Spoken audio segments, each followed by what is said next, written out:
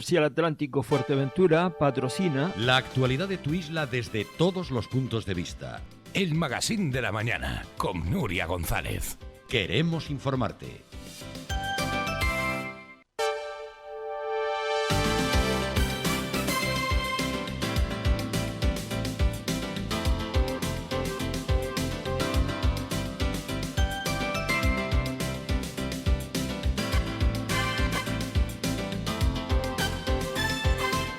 Bueno, ahora sí estamos de vuelta y saludamos de nuevo a nuestro invitado. Había alguna pequeña incidencia técnica que debíamos resolver. Blas Acosta, bienvenido. Buenos días, bienvenido. Gracias por su infinita paciencia, que hoy está teniendo muchísima, ¿eh? No se preocupe. Hoy estamos trabajando la paciencia. Bueno, decíamos que estábamos hablando de la educación de 0 a 3 años, que es verdad que es una iniciativa a nivel gubernamental, pero que también imprescindible en las escuelas de Fuerteventura. Hemos hablado esta mañana con Hanna González sobre la polémica que se ha suscitado. Parece ser que Manuela de Armas, la consejera, no ha recibido a la presidenta de la FIMAPA en Fuerteventura y que hay poca comunicación entre los padres, las madres, la FIMAPA y la Consejería de Educación. Absolutamente critican todo, ¿no? Lo que es curioso, por ejemplo, Manuela de Armas, que fue consejera de Educación del Gobierno de Canarias 2011-2015, ¿no? Planificó en su momento presupuestariamente estos colegios, tanto el de Morrojable como el de Villaverde. Mire, el de Morrojable inicialmente se cedió un suelo por encima del IES Jandía. Ese suelo, esos 10.000 metros cuadrados para hacer ese colegio de línea 2 que se iba a hacer inicialmente, urbanísticamente no nos permitió por Domingo Berriel, que era el consejero en aquel entonces, porque se inventó una franja de aparte fuera del espacio natural de 100 metros lineales más con respecto al ámbito del espacio natural. Luego, años más tarde, se volvió otra vez a buscar otro suelo y finalmente se ubicó donde se construyó en Morrojable, en la trasera de la estación de guaguas y entre las 248 viviendas de Gesturpa. Pero también decían que como el talud que tenían, que tampoco lo podían realizar y que se presionó en su momento para que se adjudicara y se licitara. Fíjese, en mi primer año de presidente, bueno, básicamente estuve un año, tuvimos que resolver esto con la Consejería de Educación y con la señora Lali Guerra, que es de Infraestructuras Educativas, para que se pusiera una modificación de ese talud para poder abrirlo. Incluso se retrasó un año estando el colegio casi terminado, Sí, ¿no? sí, Para hacerlo. Y eso se consiguió también a regañadientes con ciertos técnicos de la Consejería, y hablo claramente, ciertos técnicos de infraestructura que honestamente creo que es los que están metiendo en follones a Canarias en global con respecto a las infraestructuras, ¿no? Es decir, porque que necesitan esos suelos terminados cuando en realidad puedes compatibilizar ambas cosas a la hora de realizarlo. Por ejemplo, el Colegio de Villaverde, ¿no? Y por lo tanto, lo que sí está claro es que eso se ha desbloqueado, se ha construido y se ha hecho y se hacen gestiones. Y no se dicen todos los días las gestiones que se están haciendo, pero sí se hacen gestiones. En Fuerteventura, por ejemplo, el déficit que pueda tener la Consejería de Educación es este SEO de la Lajita, ¿no? Y todavía el Ayuntamiento de Pájara no confirma que efectivamente empieza con la urbanización de la Lajita y por lo tanto no se puede realizar ese SEO, pero sin embargo lleva anunciándose desde la legislatura pasada, ¿no? En la que Soledad Monzón era consejera y hizo un magnífico trabajo desde el punto de vista de infraestructura en la isla de Fuerteventura, ¿no? O por ejemplo, el Colegio de Villaverde llevan en que si se hacía un enlace en cruz, que si se hacía una rotonda, que si se cambiaba y tal por parte del Cabildo, si la hacía el Ayuntamiento, hizo anuncios en la época todavía del alcalde Isaías, o incluso cuando estaba de consejero de ordenación del territorio de Lloret y ahora de presidente, que ya lleva más de un año y medio y todavía no se ha hecho, ¿no? O sea, por lo tanto, en el caso de las infraestructuras en Fuerteventura, realmente no sé, es patético, honestamente me causa vergüenza ajena, porque no es una cuestión de echar las culpas los unos a los otros. Los que estamos presentes tenemos que resolver los problemas. Mire, la educación de 0 a 3 años viene a ayudar a las familias, es una política nacional que además el gobierno de Canarias está implementando con los recursos que se ha obtenido como otra comunidad autónoma en varios colegios de la isla de Fuerteventura, con la idea de que en los próximos 2 años ya tengan todos los colegios esa posibilidad. En el caso de gestión de guarderías públicas, 100% públicas, a nosotros, al PSOE, nadie nos puede dar lección. Nosotros tenemos 4 guarderías públicas en Pájara, 4 guarderías públicas, como Rojable, en Costa Calma, en La Lajita y en Pájara Casco. O sea, por lo tanto, desde ese punto de vista, nosotros siempre hemos tenido esa implicación para poder ayudar a las familias, ¿no? Bueno, queríamos hablar de las familias, Blas Acosta, porque salíamos esta semana a la calle. Hemos salido 2 veces a preguntarle a la ciudadanía sobre 2 aspectos. Una sobre el transporte, acabamos de emitir las declaraciones, nefasto para la mayor parte de los ciudadanos, tanto en el servicio público del taxi, ya sabe la polémica que se ha suscitado también por aquellos asalariados que piden que después de 14 años se conceda por parte de los ayuntamientos alguna licencia más, y no se ha hecho, tanto como el servicio de guaguas, con un contrato que parece ser que se extinguía este año, pero que poco ha cambiado en cuanto a frecuencias y en cuanto a servicios. Pero también salimos a preguntar sobre el carro, lo que le está costando a los vecinos llenar el carro. Sabemos que ha subido un 10%, que estamos en las islas, que tenemos una dependencia con el exterior, que son 500 euros más con respecto a la misma franja del año anterior y que parece que se prevé que esta tendencia siga al alza. Son muchas cuestiones las que, si quiere, empiezo por la última, un poco que es la más recientemente. Vamos a ver, la inflación ya se veía venir desde el mes de septiembre del año pasado, es decir, el incremento de precios, una vez que se volvía a reabrir el mundo global, pues obviamente iba con el nivel de ahorro que existía en familias y existía en empresas. Ayer precisamente participamos como Consejería de Economía en la COE de Tenerife, no sé si se oye, ¿no? Me parece que tenemos problemas con ese micro. Hoy está un compañero en este momento cambiándolo. Estábamos preguntando sobre la cesta de la compra a Blas Acosta. Ahora sí, ahora podemos probarlo, sobre esta cesta que se ha encarecido un 10%. Ahora sí. Ahora sí, pues le decía que obviamente las consecuencias de la inflación no solo es derivada ahora por la guerra, sino que además se incrementa, se agrava, ¿no? En septiembre del año pasado ya se veían datos del incremento del coste, sobre todo en el transporte, en la importación hacia Canarias, en el coste de los contenedores, en la importación, el coste y en el combustible. Ya se veía en el mes de septiembre y octubre, y estábamos en el mes de febrero con un cierre anual en el que estábamos hablando ya de un 7,5%, pero por ejemplo eso ha ocurrido también en Estados Unidos y en Inglaterra, que no se veía en los últimos 30 años. El motivo técnico por el cual se produjo pues era evidente, es decir, el nivel de ahorro de las familias que venían de la pandemia, donde no podían gastar, incluso las empresas, y el nivel de liquidez tan enorme que existe en el mercado. Una vez la reapertura global mundial, estamos hablando de más de 2.000 millones de personas, en las que sí se tiene un nivel de vida considerado por la OCDE como un nivel de vida estable, en el sentido de que si tienes poder adquisitivo para adquirir materia prima, en este caso necesidades, y teniendo ese nivel de ahorro, pues obviamente pues, se produce esa inflación, ¿no? Y lo que ha ocurrido luego, que en febrero pues esto se ha agravado fundamentalmente porque el petróleo se ha disparado, porque las restricciones y las que se han hecho desde la Unión Europea hacia la materia prima del gas y el petróleo ruso, pues han disparado absolutamente el precio del mismo, donde la OPEP no quiere aumentar más su producción para recuperar estos 2 años de básicamente precios tirados, ¿no? A 20 euros el barril. En cualquier caso, eso nos está afectando, y a Canarias nos afecta sobremanera, pero las medidas que se han tomado, una en torno a 16.000 millones de euros hace escasamente 2 meses, en la que se ayudaba al transporte público profesional con su combustible, con la devolución del 100% de la tasa del carburante, y además también de una línea de ayudas ICO para ciertas empresas de logística que pudieran poder ir a la financiación para mantener estos precios. Lo que sí es cierto es que eso ha aumentado y así va a ser mientras dure la incertidumbre de la guerra.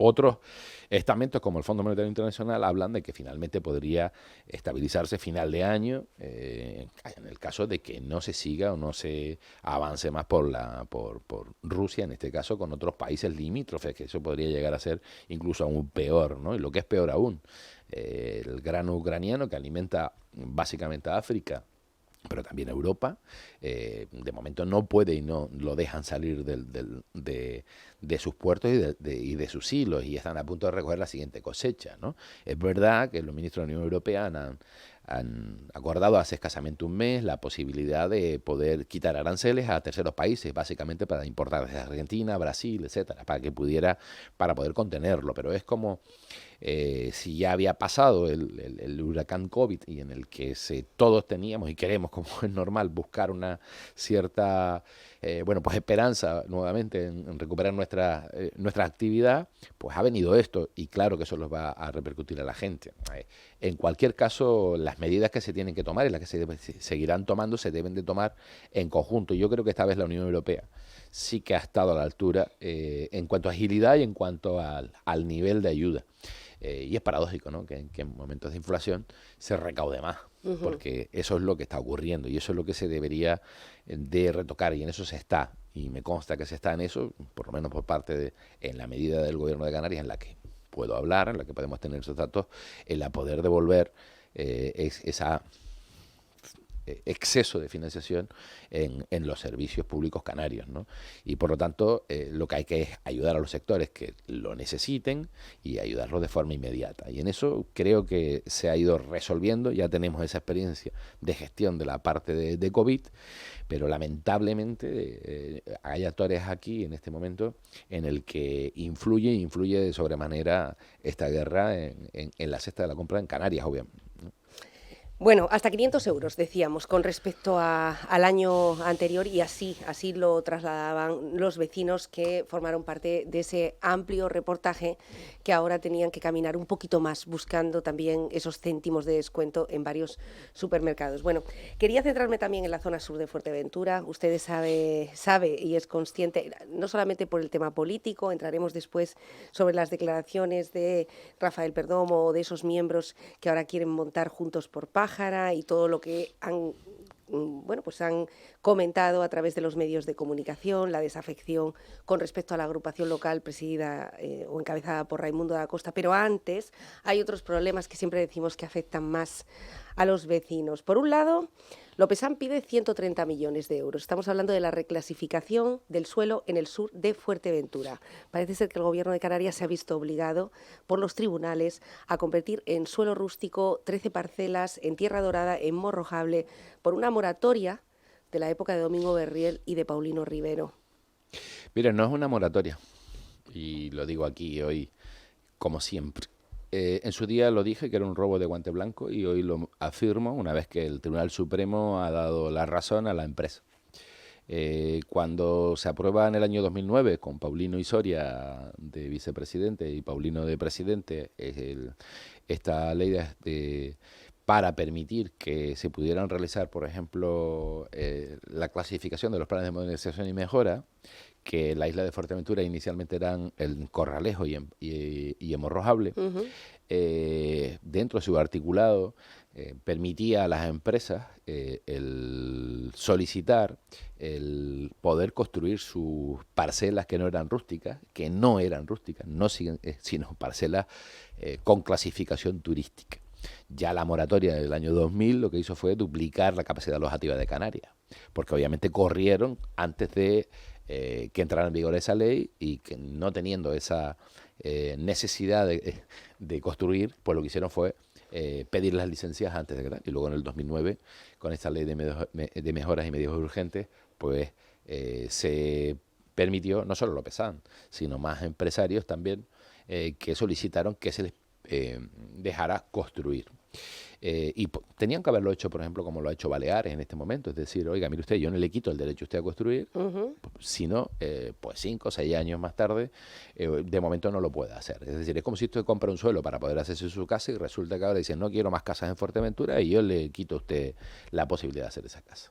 Y eso ocurrió en Tierra Dorada, ocurrió también en el barranco de Butiondo, entre el Butiondo y el Club Baldiana, y ocurrió en muchas otras parcelas que tenía la empresa Lopezán. ¿Cuál es el valor? El valor era el valor que le ha dado la justicia, en el sentido del valor catastral que tenían las mismas, ¿no? Pero mire, tiene ese problema, tiene una indemnización que se le ha tenido que pagar de 45 millones de euros y el Gobierno de Canarias tiene ahora mismo un monto enorme, más de 700 millones de euros de indemnizaciones de los gobiernos anteriores. Entonces, esa es la realidad y eso es lo que se ha publicado el otro día. No es que llámese Lopezán o llámese otra empresa, da igual, se le ha cortado un derecho y los diferentes tribunales se le ha dado. Lo que no se puede hacer es engañar a los ciudadanos y decir que no existe este problema, porque esa financiación, obviamente con los impuestos que se recaudan, deben de ir destinados por lo menos en este caso con este gobierno, a lo que hemos demostrado, ¿no? A sanidad 4.000 profesionales más, educación 3.700 profesionales más, y por tanto porque lo que tenemos que hacer, y es lo que hemos dicho, o sea, nosotros nunca hemos engañado a nadie, que nuestra prioridad era destinar la mayor cantidad de nuestros fondos a los servicios públicos básicos, que es sanidad, educación y servicios sociales. Eso no hemos engañado a nadie, lo queremos seguir haciendo y vamos a seguir haciéndolo, ¿no? A pesar de las políticas con las que creo que hay desencuentros de Noemí Santana en materia de dependencia para islas no capitalinas.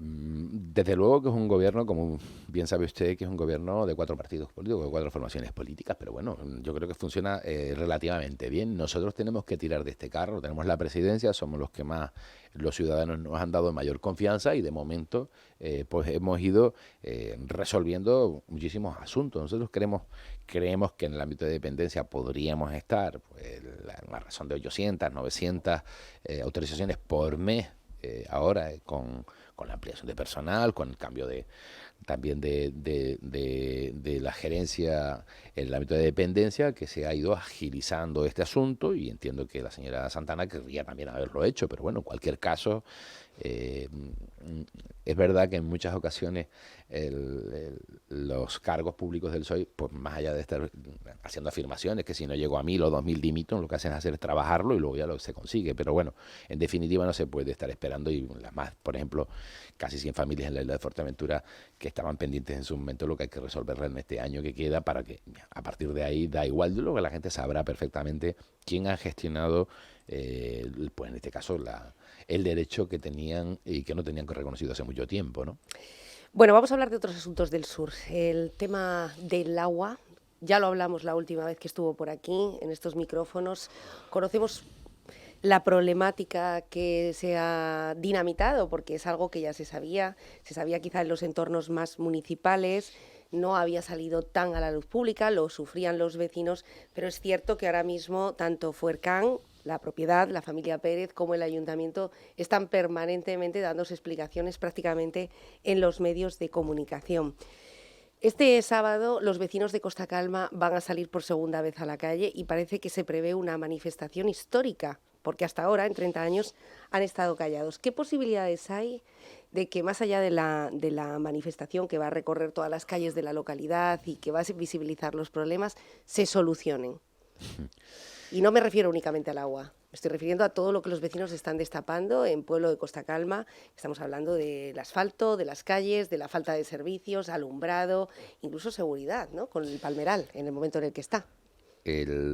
Como bien sabe usted, yo he sido concejal de Pájara durante mucho tiempo, al menos hasta el 2015, y llevaba el área de planeamiento. En cualquier caso, en el ámbito de Costa Calma, con la empresa principal, porque ahí son cuatro urbanizaciones, no es una sola Fuercán. Fuercán es la mayoritaria. Está Granillo, que es la segunda, está Los Albertos, que es la tercera, y está Playas de Jandía, que es la cuarta, ¿no? Por lo tanto, para poner las cosas en su contexto, ¿no? El tema del agua en Costa Calma y la gestión, quién la debe de realizar o no, obviamente eso está más que determinado, pero para poder darle una explicación, y sobre todo en el ámbito urbanístico, hay que recordar que Ignacio Perdomo, siendo alcalde de Pájara, el mes antes justo de dejar de ser alcalde, que no se presentaba a las elecciones del año 2003, le da una ampliación por decreto sin llevarlo a Junta de Gobierno, sin llevarlo a nada, las cosas en las que se creen que se pueden hacer de esa manera, a los que nos denuncian, pero que no, pero bueno, en definitiva, que no hacemos esas cosas, y se le da por 7 años más, porque desde el año 85 que se aprueba tenía un plan de Tapasca que tenía que haber acabado en el año 15 años más tarde, ¿no? Pero aún así se intentaron buscar soluciones entre todas, lo digo porque no solo la obligatoriedad de esa urbanización, de la recesión de esa urbanización, o la de Butiondo, que tampoco se ha recesionado, en fin, pero en Costa Calma la única solución que se podía dar en aquel entonces era la ampliación de la desalación, y por supuesto que fuera con gestión privada, que podría serlo tipo Canaragua en el sur, con el canon que lo cobra el ayuntamiento, o con la propia gestión que tiene Fuercán, con un canon precio de venta al público de agua autorizado por la Dirección General de Comercio, que es el procedimiento. ¿Cómo debe resolver ahora mismo el Ayuntamiento de Pájara esta situación? Pues mire, muy sencillo. Es decir, declara usted la emergencia hídrica en Costa Calma. Usted la declara porque no está prestando el servicio y usted puede incautar la desaladora. Ya lo hice yo de presidente en su momento porque teníamos fallos de agua en la isla de Fuerteventura. Teníamos una cantidad de fallos de agua en la isla de Fuerteventura enorme, se declaró la emergencia hídrica, se adjudicaron y se anunció por mi parte poner 10 millones de euros para obra hidráulica, que es enterrarla. Se hicieron esos proyectos, se adjudicaron esos proyectos, se construyeron, algunos todavía no han terminado, pero eso es el modus operandi del actual gobierno, pero falta el de la herradura nada más. Y por lo tanto se podía incautar esa desaladora y prestar ese servicio si se quiere por parte del ayuntamiento. Ujú. Eso es así si no hubiera acuerdo. Lo que es curioso es que hay veces en las que salen los medios de comunicación que parece que se reúnen empresa y ayuntamiento y que sí va a haber acuerdo y en otras que no, cuando estás hablando, pues mire, en Román Paladino, en fin, de una pequeña bomba, un trozo de manguera, por favor, es que es vergonzoso la imagen que se está dando turísticamente hablando, es decir, no solo turísticamente, sino además los residentes, es decir, el estrés que se le está causando a los ciudadanos es algo sinceramente un poco extraño. Pero miren, no solo está la desaladora de Fuercán, está la del Granillo, está la de, como le he dicho, lo de los Albertos, hay otra desaladora, es verdad que produce agua, y hay otra que está en la organización Playas de Jandía, o sea, por lo tanto, cantidad suficiente o productores suficientes para poder dar abasto y suministro continuo sin problema, a Costa Calma lo existe. O sea, no es que se le haga esto para embargarle a fulano de tal. Ahora, ¿quiere el Ayuntamiento de Pájara iniciar eso y hacerlo ya de una vez por todas? Yo no lo veo. Lo creo, lo podrán decir en el bar tomando un café, escuché hoy a Blas Acosta decir no sé qué cosa, pero habría a ver cómo se hace. El problema es ese, el problema es que hay ciertos políticos que aspiran a gestionar y luego no saben. Entonces, eso es lo que ocurre. Y mire, cuando todavía en mi etapa de presidente se anunció que el global para la Fuerteventura se necesitaría en torno a unos 150 millones de inversión hidráulica, tanto en desaladoras, las ampliaciones de Gran Tarajal, depósitos, etcétera, para poder suministrar agua a la isla de Fuerteventura sin ningún tipo de problema. Incluso lo tomó como mantra el nuevo consejero de Aguas, que fue cuando pedimos como soy que dimitiera de llevar el área de aguas. Lo han anunciado hasta la saciedad, ni han hecho absolutamente nada un año y medio después, ni han redactado ni un proyecto, ni han comprado más desaladoras para ampliar la producción de agua pública, ni tan siquiera han cambiado el modelo. Quitaron al gerente del consorcio de agua en aquel entonces, porque parece ser que era, no sé, social comunista, cuando fue un señor que se presentó a una oposición. Han estado como 8 o 9 meses sin plaza de gerente y la acaban de nombrar ahora mismo. Bueno, yo le deseo mucha suerte al gerente actual del consorcio, que trabajaba en Fuercán, pero le deseo muchísima suerte porque es la suerte de todos. Lo que hay que tener es gestión. En cualquier caso, lo que sí es cierto es que se está causando un estrés innecesario y sí se puede hacer, y en un par de meses esas son las herramientas legales que tiene el ayuntamiento siempre que no haya acuerdo con los productores, ¿no? Bueno, lo que está claro es que Gregorio Pérez ha declarado que no va a parar en esta batalla, que el tema se iniciaba en Costa Calma y se centraba toda la atención en esa especie de disputa entre Fuercán y el ayuntamiento, pero ahora mismo el tema se ha extendido, se ha expandido. Estamos hablando de los vecinos de La Pared, que salen a la calle también este sábado. Estamos hablando de La Lajita y, como decimos, a este problema del agua, del abastecimiento del agua, hasta 25 días, 1000 familias y empresarios sin agua o con agua discontinua, se suman los problemas de servicios públicos en general en una zona que francamente necesita muchísimas mejoras y que es el pulmón turístico también, en esta contradicción entre las inversiones de los hoteles, de la mano de obra, de los trabajadores y al mismo tiempo lo que se encuentra uno en la calle cuando tiene que pasear por allí, por ejemplo. Por eso le decía lo de la inversión de 150 millones de euros, en lo que se podía hacer, obviamente, por año. La Lajita no depende de Fuercán, la Lajita es del consorcio de Fuerteventura, y no hay manera de que lo resuelvan. Y La Pared, ¿no? Y La Pared también. Y tanto La Pared como la Lajita es el consorcio de abastecimiento de Fuerteventura. Bien, entonces, por lo tanto, si tú no haces una ampliación, que era la proyectada en Puerto Rosario, que era duplicar la potencia de producción, porque quiero recordarle que de los 4 grandes depósitos que están en la herradura solo se funcionaba con uno y que estaba lleno de palomas y lleno de basura todavía del Delta. Y que el consejero Carlos Rodríguez en su momento lo dijo, y arreglamos los 4. Si fusionábamos con un solo depósito para toda la isla, era francamente imposible de que pudiéramos suministrar más agua, no solo para los agricultores, sino también para que pudiera llegar al sur, y con un depósito en Tiscamanita muy pequeño. Por eso se puso otra desaladora en Gran Tarajal, para que pudiera impulsar y llenar el depósito de Tiscamanita. Es decir, nada tiene que ver. Lo que hay que ver es por qué no se está produciendo en Gran Tarajal, que con ese se puede llenar perfectamente el depósito de Tiscamanita. No se está gestionando en condiciones esa infraestructura.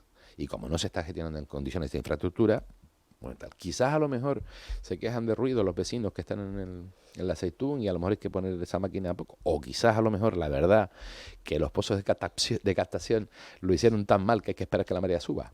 Es decir, en realidad ha habido una nefasta gestión de infraestructuras en el agua, y es básico.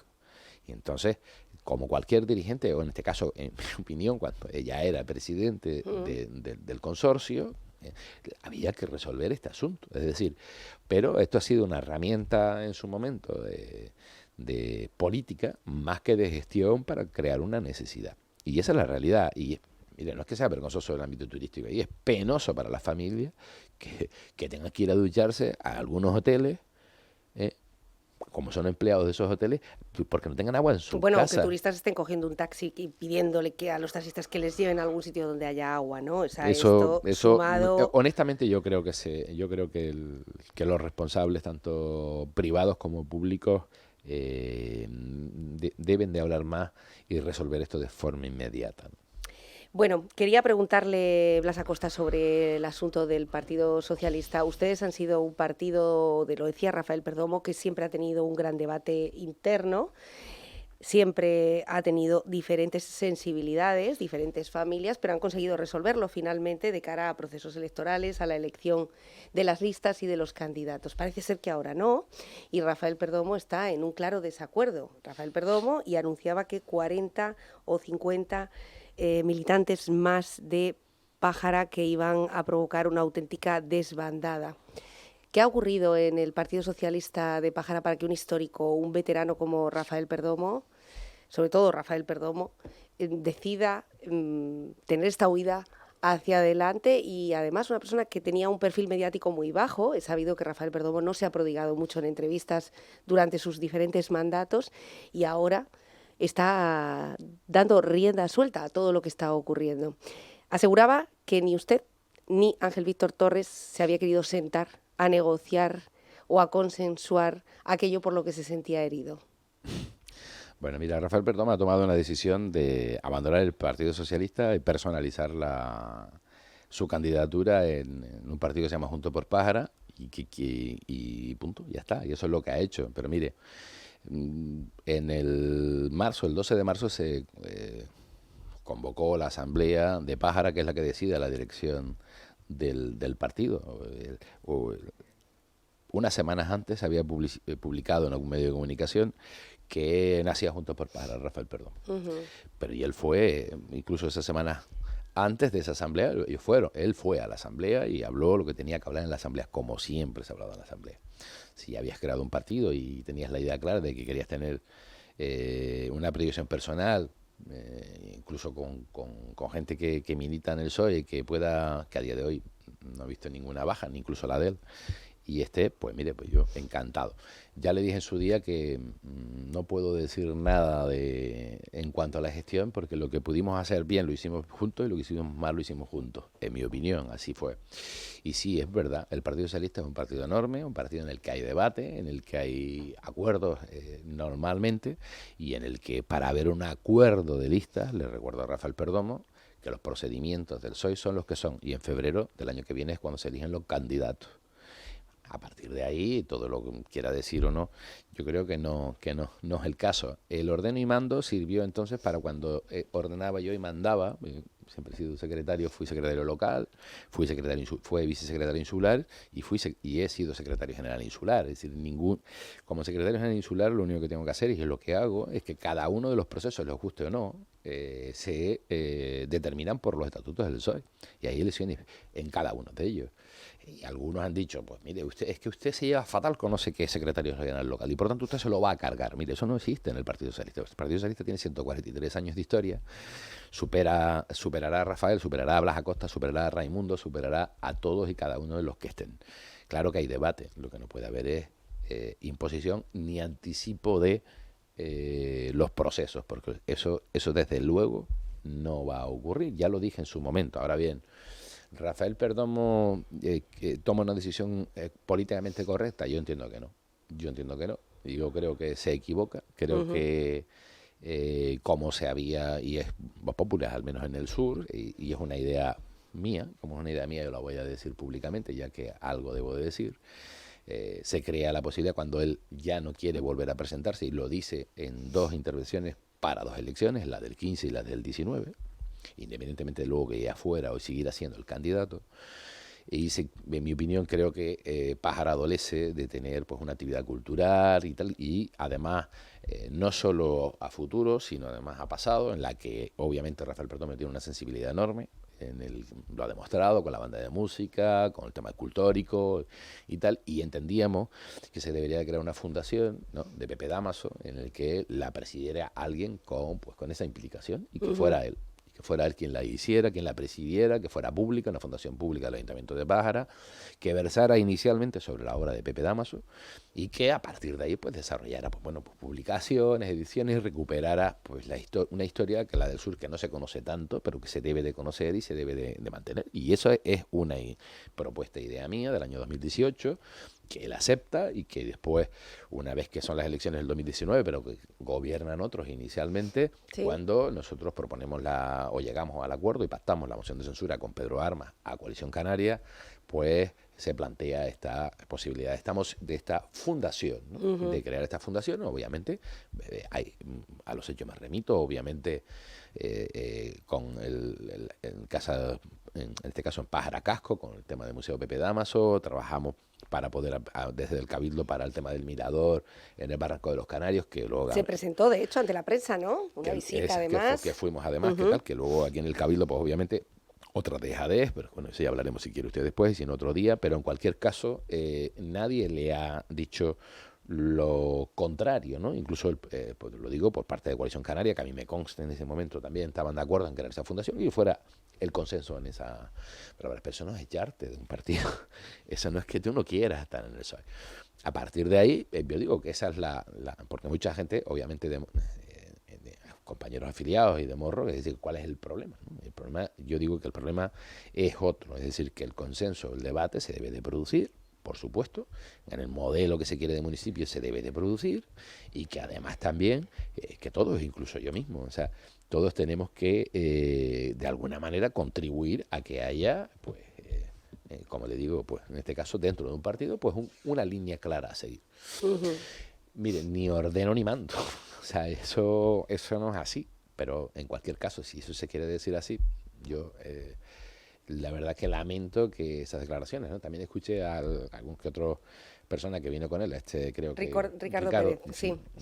También me recuerdo cuando yo estaba en el PSOE y aspiraba a gobernar, y fui de número 2 con Rafael en Pájara, y Ricardo en Aguacabra en aquel entonces, que era la radio que más ponderaba y bueno, la única que se escuchaba en el sur, porque no había otra posibilidad de otras radios, hablar en favor de Coalición Canaria, y poco menos que venía el logro si ganábamos nosotros, ¿no? Y me pareció curioso el otro día y recordaba ese tema en el que, mire, yo creo que lo que hemos hecho como gobierno socialista, y obviamente Rafael como alcalde, cuando ganamos en el 2003 con una deuda de 50 millones de euros que la liquidamos, unas viviendas de protección oficial de VPO adjudicadas en el 99 sin comenzar, que las terminamos, y yo sigo en el juzgado. Sigo en el juzgado porque me dice que me han falsado capital público. Y las viviendas del 2008, sin infraestructura. Costa Calma se hizo el campo de fútbol, se hizo el centro de salud, se hizo la tenencia alcaldía, las guarderías se ampliaron, se hizo la de Pájara, etcétera. Se saneó el ayuntamiento. Luego tuvimos la crisis económica del 2009 y hemos dejado un ayuntamiento en el 2019 con más de 30 millones de euros en efectivo. Mire, yo quiero decir que creo que hay que... ¿Volverían a darle la alcaldía a Pedro Armas? No, yo no voy a darle la alcaldía ni a Pedro Armas, ni Pedro Armas nos dará al PSOE ninguna alcaldía. Lo que va a hacer el Partido Socialista es plantear y propuestas, y yo si quiere le voy diciendo, porque obviamente sí que hay debate. Queremos un Puertito de la Cruz en condiciones, sí. No queremos que, como está actualmente, porque la verdad es que no se ha tocado nada, ¿no? Queremos realmente y vamos a intentar promover el cambio de la modificación de la Ley de Espacios Naturales, porque COFETE hay que visualizarlo y eso no se hizo y ahora lo vamos a hacer en el gobierno y queremos que se haga y por lo menos que se reconozcan más que reuniones y decir tonterías, que estamos haciendo planes rectores, ¿no? Evidentemente, es decir, queremos que de forma definitiva, en este caso La Lajita y Costa Calma sean dos centros, uno ciudad de dormitorio con instalaciones e infraestructuras que den posibilidad a los ciudadanos de querer vivir ahí porque no tenemos más suelo, porque nos rodea todo un espacio natural, pero también queremos utilizar todo el espacio natural de Jandía como se utiliza en Lanzarote para crear economía con el espacio natural y por lo tanto permitir que los ciudadanos que nos visitan y los que vivimos ahí nos estamos orgullosos de lo mismo. Por lo tanto hay que intervenir en ese espacio natural y lo que sí queremos es quitar ese ruido político. Mire, nosotros vamos a escuchar y escucharemos a lo que nos pidan los ciudadanos, pero nosotros también vamos a tomar nuestras propias decisiones, hacer nuestras propuestas. Es probable que el resto haga las suyas, como es natural.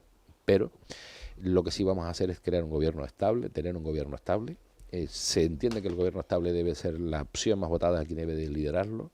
Y el que quiera participar de ella, bien. Y si no, pues nosotros no estaremos en esas experimentos con gaseosos. ¿También en el Cabildo?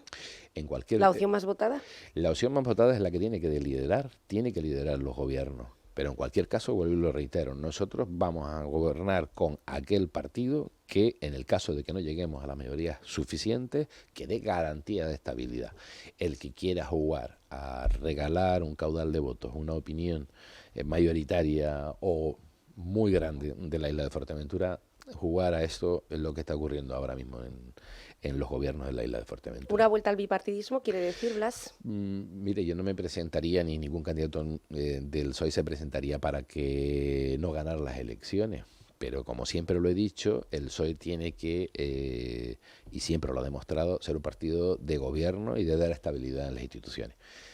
Poder tener una política clara a dónde quieres llevar una isla o dónde quieres llevar un municipio, eso es muy importante. A partir de ahí, es decir, yo deseo ser y me gustaría ser, aunque no tengas ni idea de cómo gestionarlo, creo que Fuerteventura ha retrocedido y se ha quedado atrás en este año y medio, se ha quedado atrás, mucho atrás, y sobre todo con los proyectos que ves en otras islas y el ritmo al que van otras islas y sinceramente te da pena y obviamente que encima en el área que estás, en la que estoy, como economía, en la que ayudas obviamente a todos y finalmente ves que en tu propia isla las oportunidades, incluso aquellas que inicialmente propusiste como gobierno, como persona o como partido, las han tomado como copia en otras y que van como motos, que están súper encantados de ellas y que nosotros todavía estamos aquí peleándonos por una foto de desfibrilador deportivo, ¿no? O sea, sinceramente creo que un presidente no debe de estar a este nivel, ¿no? Detrás de desfibriladores, por Dios. Yo es que cada día veo las notas de prensa del Cabildo y honestamente no veo rumbo, no veo que quieran hacer algo, veo un marcaje individual, ya no se callan internamente, sino externamente exponen sus peleas. Y eso a los ciudadanos a mí me causa, no sé, cierta cosa, ¿no? Porque los ciudadanos dirán, pero ¿para qué vamos a elegir representantes políticos si finalmente son todos iguales? Y no es verdad. Y el PSOE no va a permitir eso, que seamos todos iguales, ¿no? Blas Acosta, se nos acaba el tiempo, son 33 los minutos que pasan sobre las 9 de la mañana. Muy agradecidos de que hoy nos haya dedicado este ratito, también de los retrasos con los que hoy hemos tenido que empezar. Vamos a ver lo que ocurre a lo largo de los próximos meses, porque decimos, la campaña electoral, usted muy bien sabe que la campaña electoral ha empezado ya y ha empezado con mucha fuerza. ¿Le veremos en la Feria del Libro? probable. Gracias, buenos días. Bueno, a la Feria del Libro es donde nos vamos, donde ya tenemos instalada esa unidad móvil y donde vamos a hablar con nuestro primer invitado. Será dentro de muy pocos minutos lo que tardemos en llegar hasta allí. Será Jesús Cintora. Hasta entonces, ahora mismo, pausa publicitaria. Volvemos inmediatamente.